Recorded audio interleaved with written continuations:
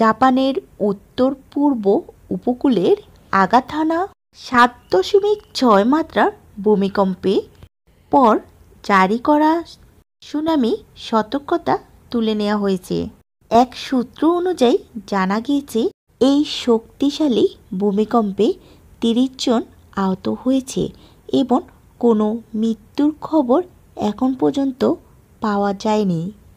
তবে ভূমিকম্পনের ফলে বেশ কয়েকটি ভবন, যানবাহন এবং স্থাপনা সামান্য ক্ষতিগ্রস্ত হয়েছে।